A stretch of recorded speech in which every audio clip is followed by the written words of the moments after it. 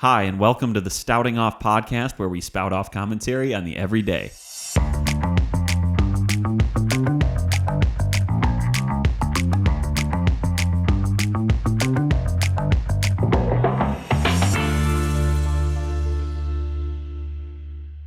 Hello, and welcome again to the Stouting Off podcast. I am your host, now and forevermore, Drew Stoutenberg, and I am joined live in studio, as always, by my producer, Jordan. Jordan, how are you? Doing great, thank you. You see the fingers I was doing? I don't know why. I was just pumped to introduce you.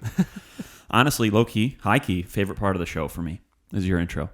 Is it your favorite part of the show? Yeah. Consistently. Let's see.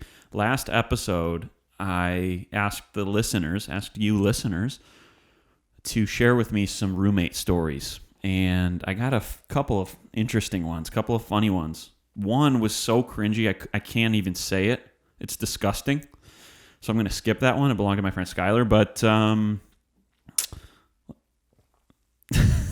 I heard that. This one particular person had a roommate who would make the entire dorm smell like bacon 24/7 because it was the only thing he would eat. Now, bacon in its right context, the smell of bacon, when it's appropriate, is the best smell. Yeah. Like waking up. Yeah, waking up on a Saturday morning, waking up slowly, and just, you smell bacon coming. Or if you're camping, yeah, and Dad's cooking bacon on the Coleman stove from 1934, pretty sure. Great Depression era. Was that the Great Depression? No, it was probably after. My dad has this amazing camp stove that I swear everything that's cooked on this thing just tastes awesome. You can taste history on it. But bacon, when it's cooked at an appropriate time, is the best smell. But if you're trying to go to sleep, it's 2 a.m. and you're waking up to the smell of bacon, I can see where there would be a case for being pretty cheesed off. Yeah. Let's see this. Freshman year college roommate. The sink was in our actual room, and she'd brush her teeth for a solid 15 to 20 minutes every night around 1 a.m. 15 to 20 minutes actually brushing your teeth. Honestly, like, props to her, because most Americans don't even brush their teeth for 2 minutes. They're recommended 2 minutes by the ADA. Probably would say that it's not recommended to brush for 15, though. Yeah. Gum fatigue. Like, you just start wearing those things down after a while. Also, without fail, she always gagged while she was doing this. You know, people who like brush the tongue and then it's just like this dramatic gag. Yeah.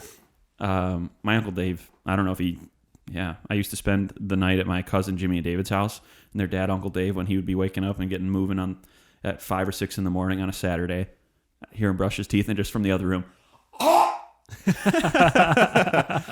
like, come on, what's up with the theatrics? Sophomore year, same person. This is Amanda. Sophomore year, apartment mates. I had one that would fry fish at 2 a.m. and leave the kitchen covered in oil. Well, just like oil all over, when you cook and there's... Yeah, sick. And one that would sing at the same time, and one that would sing and play musical theater songs loudly all hours of the night. Like, don't y'all just learn common decency? Just don't be annoying. Don't be the problem. That's what Sebastian Maniscalco always says. He's like, I just never want to be the problem. That's honestly like a philosophy to live by. One of my roommates when I was still living on campus was a foreign exchange student, and she had her fiance living with us, and he wasn't even a student at the school. That could be annoying. Oh my gosh. If I got home and like this person who doesn't even go to our school, doesn't pay to live in our space or anything, is using my stuff, I am going to rage. Out of all the scenarios, that might be the one that I'm most like, I would turn into the Incredible Hulk, the Incredible Stout Credible Hulk, all kinds of wordplay. Remember when I said that the Lions wanted to draft me last year? I was like, nah, I'm 32. I don't need to work out so hard like I'm, trying out for a pro football team. I mean, it's not 10 years ago when the Lions actually did want me. Buddy Xander called me and he's like, yeah, so what did the Lions... Is that around the time the Lions started their drum line? Is that what they wanted you for? It's like, they wanted you for the drum line, obviously, not to be on their team. He's just full of zingers. I admire people who can zing. Rick Moranis got randomly sucker punched recently over the past week. Do you know who Rick Moranis is? No. The dad from Honey, I Shrunk the Kids. He's in Ghostbusters. You don't know Rick Moranis? Once you see him, No, I do. Yeah. Dude. So he's been out of the public eye for a while, I think. Somebody ran up on him in New York City and punched him out. And now there's a reward for that guy's arrest. But Rick Moranis kind of has a special spot in like this one particular friend group's like life in our circle. We talk about Rick Moranis sometimes for some reason. And somebody was like, all the things that happened in 2020, COVID, okay, that sucks. The presidential election that's forthcoming, that really stinks, but we can manage. And then he was like, Rick Moranis. All right, now I'm starting to take this personally.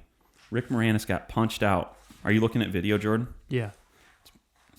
It sucks. It sucks to watch.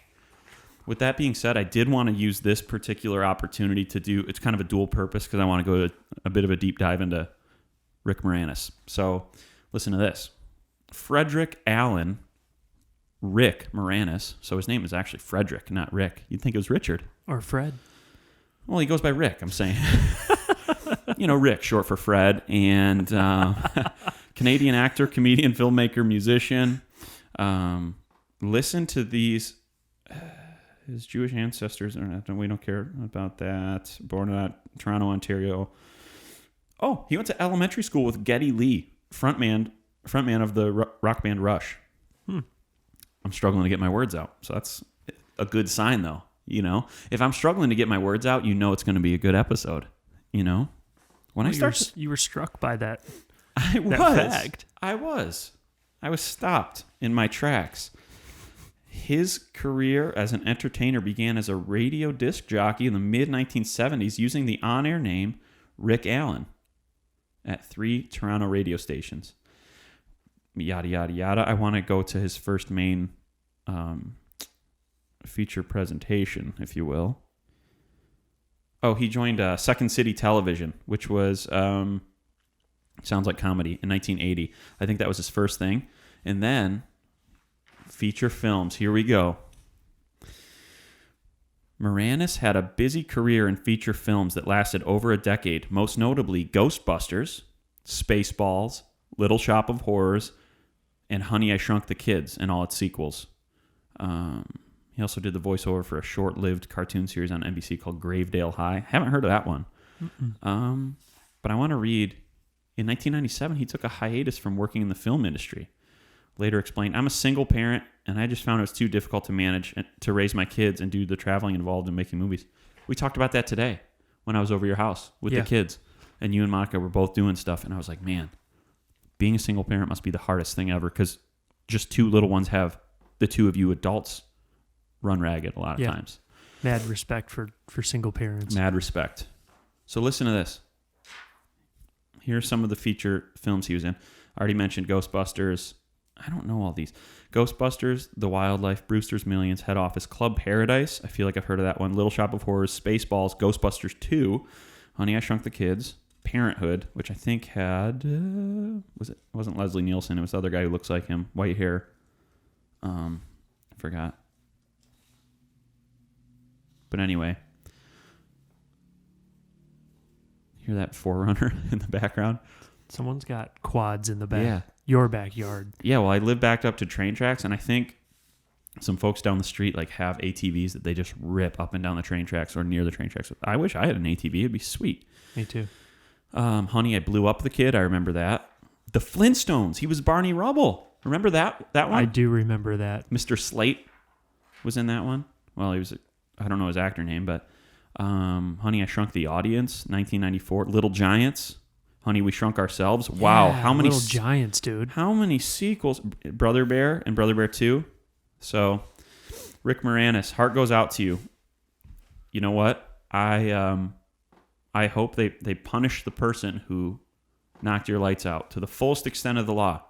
Yeah, we've got surveillance footage, We do. We'll pop it off on the Stouting Off podcast. Yeah.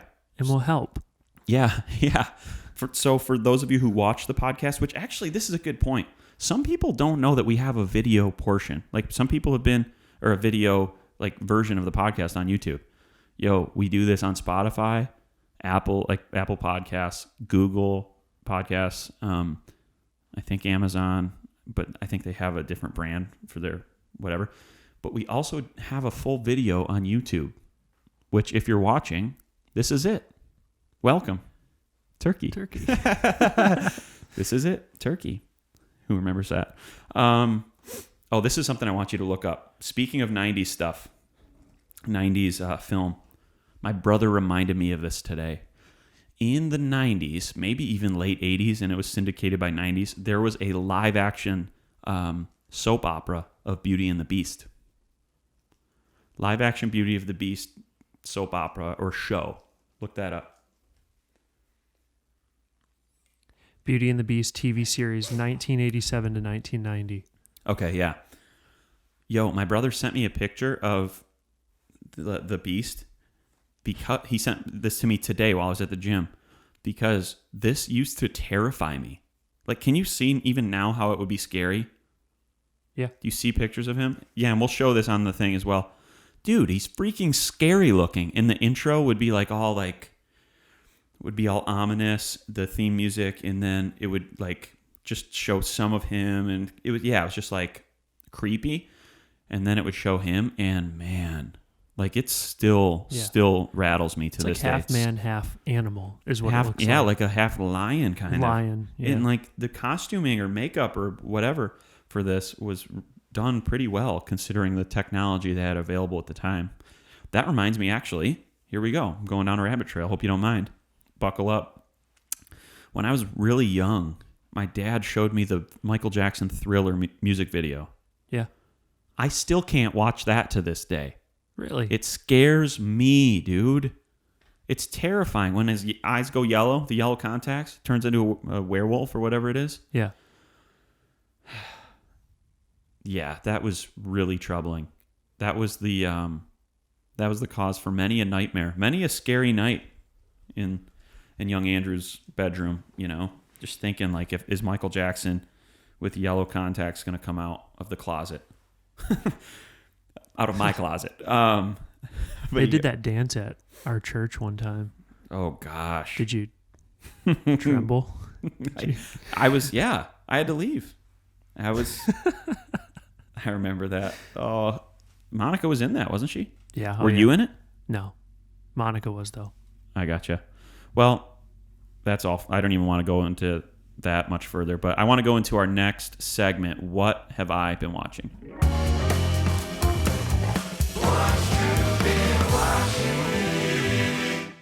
What have I been watching? That's a great question, actually. Oh, yeah. I watched this movie called Sour Grapes. Have you heard of it? It's on Netflix. It's a documentary. And basically in this documentary, it's about the wine industry, specifically like aftermarket, not aftermarket, like the secondary market, I should say, for rare wines. I mean, they're selling wines up to like $500,000, $1 million, for a bottle of wine that Thomas Jefferson had in his collection, for example, or all these different vintages. And the reason it's called Sour Grapes is because one of these guys who was bidding on, selling, and purchasing a lot of bottles of wine, he was making counterfeit bottles. So he would like get the bottle, refill it, recork it, and make it look like it was, legit. And one particular character, one actual person, Bill Koch, I think his name was, rich guy, he purchased all kinds of bottles from this guy, and most of them were counterfeit, and it's estimated that he was defrauded $4 million in total. Dang. From all these counterfeit bottles of wine. The guy's name was Rudy Kurniawan. Was a rich Indonesian wine collector with a fascination for Burgundy, and he spent millions of dollars on wine and also sold countless bottles of fake wine. The auction company broke records by, selling about 35 million worth of this guy's wines in 2006. In 2008, the firm held a sale at a Manhattan restaurant promising the wines would be authenticated. Blah, blah, blah. Included were some alleged fake bottles. Yeah. So anyway, the FBI raided this guy's house in Los Angeles and discovered his wine fraud, whereby he collected empty bottles and refilled them with cheaper wine and then forged the labels. In 2014, he became the first person in the U.S. to be convicted of the crime. Oh, that's interesting. Yeah. The first person to ever, get charged with wine fraud, and was given a 10-year sentence by a New York federal judge. Carniolan declined to be interviewed for the documentary. Sour Grapes, though, is really good. It's the second wine documentary I've watched on Netflix. The first one being Somm. Somm is good, dude. Somm is so awesome. Somm is short for sommelier. Some people call it sommelier. I think I'm right, sommelier. But we'll just have to talk about that another time. So that's it for What Have I Been Watching?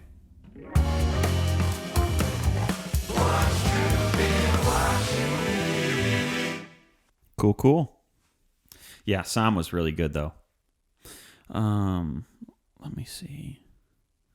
Oh, yeah, dude. We recently went to Dickie's Barbecue Pit, finally. First time to the Nashville location. It was great. This is actually a new cup. It's still got that new cup like feeling. The cups that I do have, the big yellow cups that I do have, are, you can just tell they're a little old because they are over 2 years old, most of them. But they do stand the test of time. And again, for a wide variety of uses. But what did you think? What did you think, man? Oh, it was awesome. It was amazing. It was great. You know what the best part was? Like, we live in a part of town that if you got to lunch with a family of 4, it's $50 minimum. Yeah.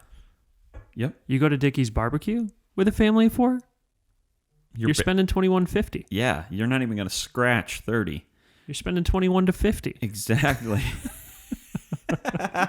Didn't even realize what you were saying. I was like, yeah, 21 to moron. But it was great. I was able to get the Westerner sandwich plate. Why am I having a hard time saying that? Westerner. Got it. It was great. It was great. And we posted it on our Instagram, and Dickie's reposted it on their story. It's no big deal. Yes, we're famous now. But more importantly, they followed us as well. And I think they have about 15,000 followers, and they're only following 300. Stouting Off happens to be one of the 300. Hello. Hello, hi. So anyway, Dickie's Barbecue Pit is great. So that's all for What Have I Been Eating Lately? What if there was a soundbite? And it was just Dickie's. What have I been eating lately? It's just Dickie's. Wow, that's an idea. For them now. Yeah. That we're one of 300. Truly. It is. Because they follow us on Instagram, now it means they watch all the episodes, obviously. So what's up? I'm just so happy to finally get there. And, when it comes to franchises, when it comes to companies that expand, across the country, they try to recreate the experience the same way in all of them, in all their locations. But the truly good franchises are able to do that while still embracing the local feel. Starbucks does that pretty perfectly. Yeah. Not all their stores look exactly alike, but every time you go there, you're getting Starbucks. Right. And by Starbucks, I mean the quality that you expect, the same taste, all these kinds of things. But I thought Dickie's did a great job of that because it felt like it was a Nashville location. Yeah, it did. So anyway. Chick-fil-A, too, is also like that. I think you could go to any Chick-fil-A, and it's going to be like 100% every time, It's going to be $100 every time is what I thought you were going to say. It's going to be $50 to $100 every time. Yeah, I remember when I moved here, I remember texting you. I was like, where can you eat for cheap around here? What happens if I just want like a regular burger? But no, I got to get farm-raised, local, organic, cage-free, which that's a good thing to strive for. But instead of just getting a burger for like $3 or $5, you got to go to Burger Up, rest in peace, and get one for like $15. Yeah. I'm like, come on.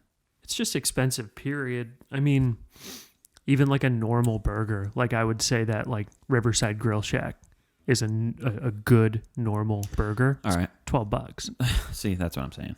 12 But anyway, bucks. all that to say, Dickies is giving us the value that we want, Yeah. and that's it. Dale Carnegie once said, "The sweetest sound a person can hear is the sound of their own name." So for that reason, names are really important to me. I think I've talked about that before. I did the fake phone call thing with my neighbor Rick yesterday, by the way, because I'm pretty sure he doesn't know my name, even though I've introduced myself to him 4 times.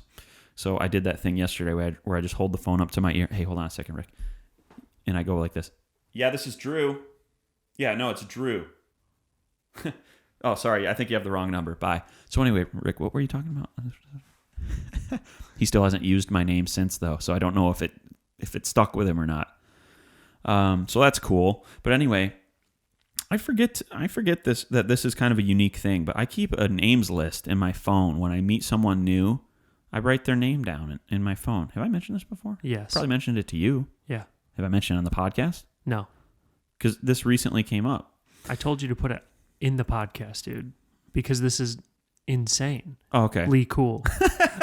Would you let me finish? Lee Cool.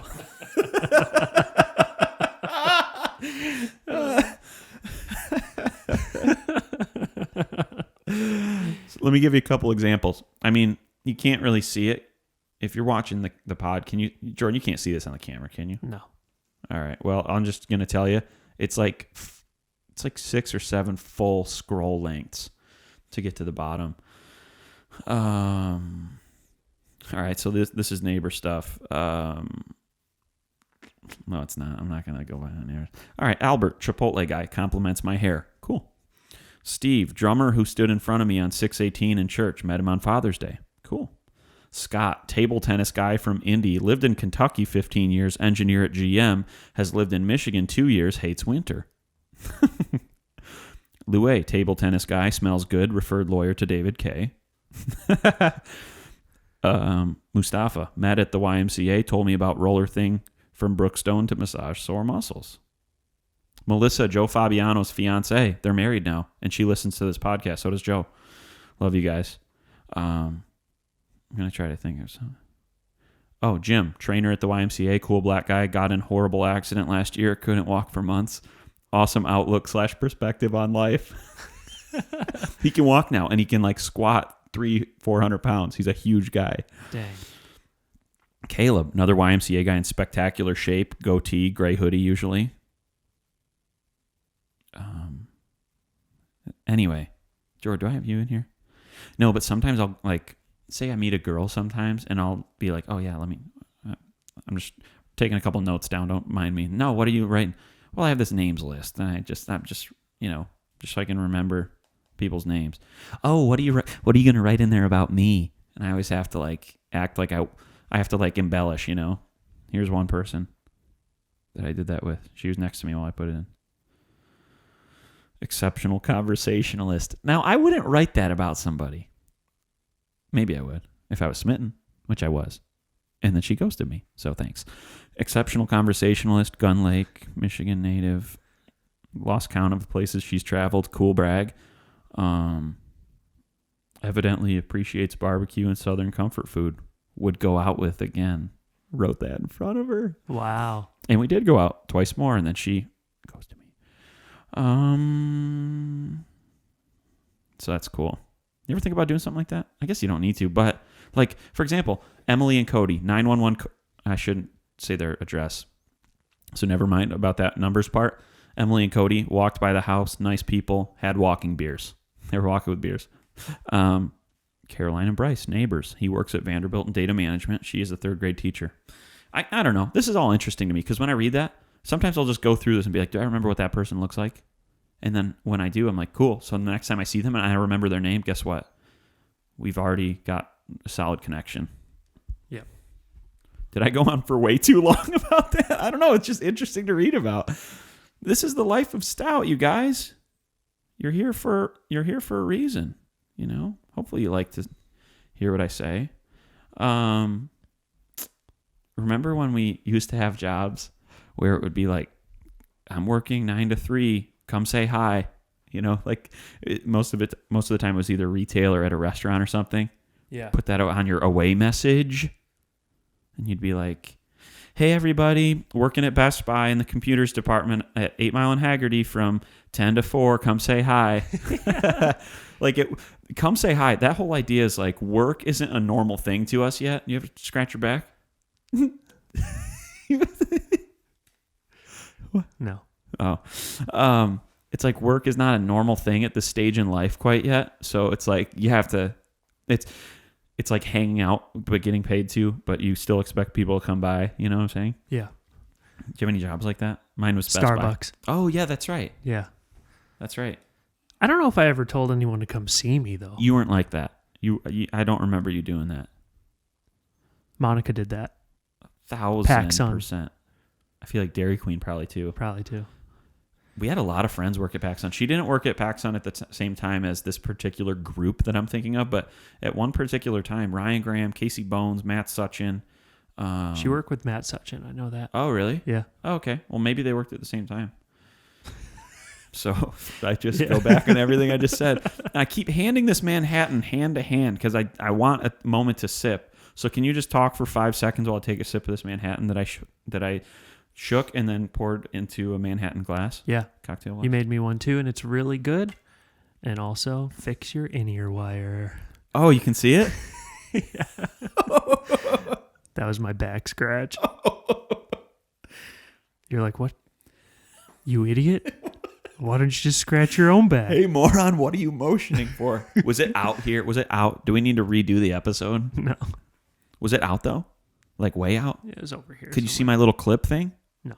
Cool. I Because just the saw the clip wire. looks dumb. No, it's a good clip. Good clip.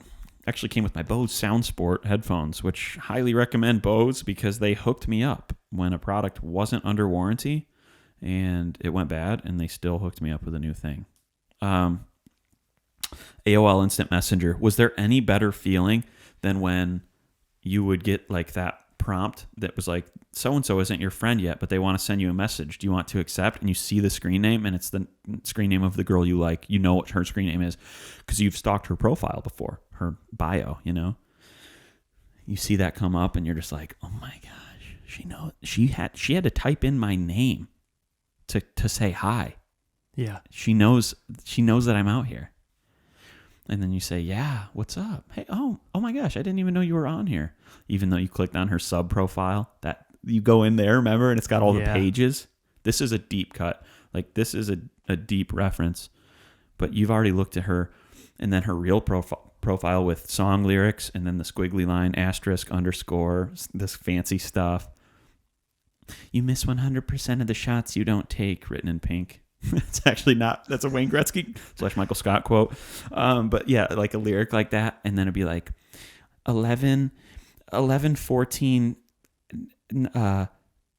98 Brian heart emoji, the less than 3. That would be in her profile. And then she would message you though and be like, oh, guess Brian's not keeping your attention too tightly. What's up? And I'm just throwing out Brian arbitrarily because everybody back then was named Brian. How many Brians were there back in like grade school and high school and stuff? Had to have been 50 at least. Percent of your students of the student body were Brians.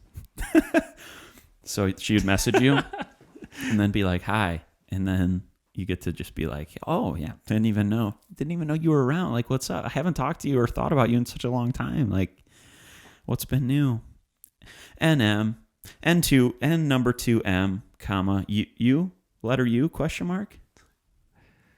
And then you just say, oh, nothing, just chilling. Just got my license, and drove up to the city fair, the Livonia Spree. By the way, you going to be up there for fireworks on Sunday night? Yeah, I might be up there. Oh, well, cool. Yeah, well, text me. Now, this was at a fringe time when I was in high school and I was on AIM with girls. It was a fringe time. I feel like I got the phone and like texting actually started to happen like my senior year of high school. And I'm showing my age now. But you'd either be like, yeah, come to think of it, the girl that I liked that we met up at the Spree, it wasn't like text me. It was like, I'm going to be there and you can call me, but we're not texting because in order to text, you have to sign onto the internet. Yeah. And it's like 5 cents. SMS text message, if you will. Yeah. Yeah, so it'd be like, oh my gosh, come see me. And then you'd go there, and then girls look different over the summer. And when you were in high school, girls were like, look different. They had like makeup on, and they were wearing like shorter shorts than, what was appropriate to wear at school, pinky length. You'd be like, whoa, you look different. Let's go watch some fireworks. Are you kidding me? Now let's get some ice cream. And then I'll call my mom. She'll come pick us up. No, I had my license at this point. And then, yeah, we can go watch movies at your house, like in the family room. And your parents will occasionally come in. And so for that reason, we're just going to sit shoulder to shoulder the whole time. Right? Yeah. Dude. Away messages, too. Away messages. Oh, man. It was the original. Like, away messages were like the OG version of subtweeting. You've heard this term, subtweeting. That's like when you're giving a subliminal text about somebody else without mentioning their name. That's what you do in the away message. The away message isn't to tell you, hey, I'm signed on, but I'm not here. It's to tell everyone what you're doing and why your time should be desired by them, Like, it's really a demonstration of value, of your own value. Oh, I'm busy. I'm out. Call or text me, depending on the time or depending on the year that this was sent. But like, yeah, I'm out right now with friends. So, hey, sorry, guy that likes me, probably too busy for you. Don't care. Yeah. Yeah. Or, oh my gosh, this was a move too. You are talking with somebody, and a girl probably, and you don't like how the conversation's going. So you throw up an away message and you're gone. But the away message is probably like a lyric or something. Don't waste time never give somebody the time who won't give you their time to whatever, like these, like, you know what I'm saying? Yeah, it'd be like that. So you're talking, you get into a little heated argument, and you're just like, go away, custom, colored text, Linkin Park lyrics. Dude, Monica has 3 sisters. She said that, like, back in the day, they would fight over who has their away message up. Because there's probably one family computer. Yeah, one computer. It's a desktop, so you have to be there. What are you doing? I had my away message up for 3 days. Yeah, but now it's like, I'm not going to see all the messages. Yeah, which I understand that pain, but at the same time, I understand, hey, you were not at home. I was at home, and I wanted to talk to my friends. Yeah. But yeah, if I had an away message up for a couple days, I usually wouldn't go a couple of days, but yeah, if I had an away message up for some hours, because my brother and I dealt with this thing too, although I was chatting with way more babes than he was probably. That's a stupid thing to say, but it's true. And but yeah, if I came back and I had an away message up and he was on, I'd be like, wait. How do I know if the girl messaged me? How do I know if I got that message that said, do you want to accept message from XO starry eyes OX _ whatever? Yeah, dude. Wow. Remember some of those sounds? I'm going to find some sounds here. This is like when you would get a message, AIM sounds. Or like when your friend signs online, it's the door opening. Yeah. Here we go. It's probably going to have an ad blasting right away. So I'll kill the volume.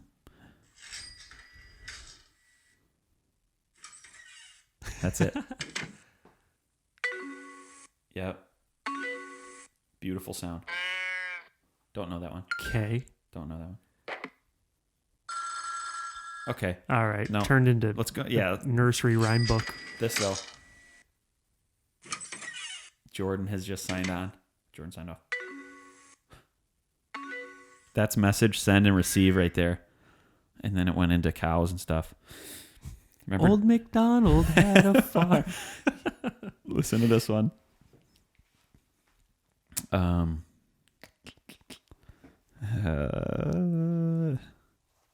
You still with me?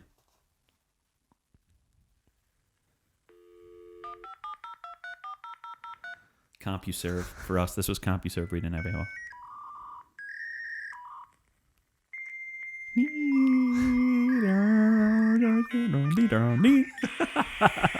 It's so crazy. Some of y'all will never know what that truly means. And I feel sorry for you guys. I feel sorry. In the same way that I don't know how to use TikTok, you guys don't know this. So like it was going into like an actual like dubstep song. Wow. I mean, I haven't heard that in probably 20 years. But when it started going, the memory was firing. Yeah. Special feelings. You've got mail. Oh. Did you have that? Oh, beautiful sound when you're looking for an, yeah. Like, I remember this girl, Chelsea Preston. She's probably married happily by now.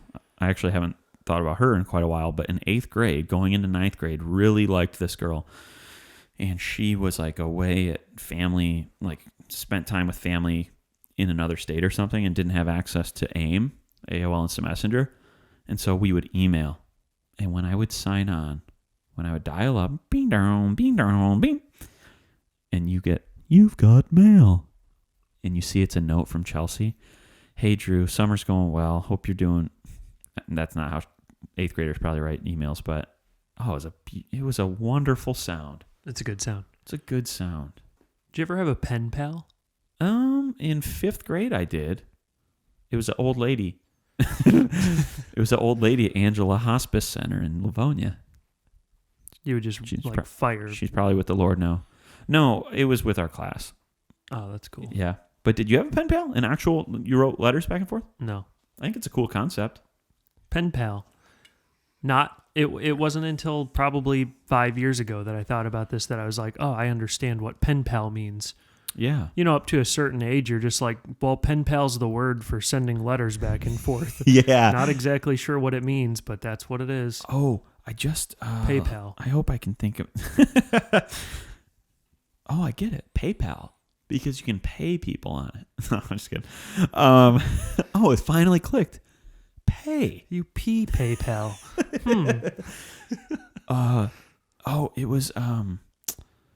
It was some word origins that I recently saw, but you know what? Maybe I'll go. Nah, maybe I will. Check this out. I forgot. It's actually not word origins, but I saw this on Today I Learned on Reddit. And I want to give you some Today I Learned right here. Today I learned that in several Chinese cities, there's actually a service called jam busting. Drivers in traffic jams who need to get somewhere urgently call for a couple of people to show up on a motorbike. One stays with your car, and the other puts you on the back of the bike and blasts off through and around the jam. You see what I'm saying? Yeah. You're in a traffic jam. 2 people roll up on a motorcycle. One gets in your car. You jump on the motorcycle. You leave with the motorcycle people, and then somebody just sits with your car and takes it. It's like a welcomed kidnapping. Is that actually true? I feel like they do verify and check this stuff, because this happened on a show called Nathan for You. This was Nathan's idea. But dude, that's funny. Yeah. That's the exact scenario from of a carjacking. It is. Yeah.